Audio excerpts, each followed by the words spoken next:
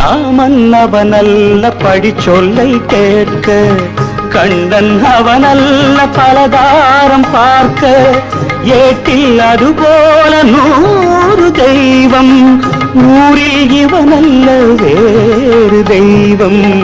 கண்ணை இமை போல காப்பான், கேட்ட வரம் கொண்டு சேர்ப்பான். என்பதோ ஏதென்பதோ கண்ணில் ஒளியேற்றும் தீபம், கடவுள் வடிவான ரூபம்.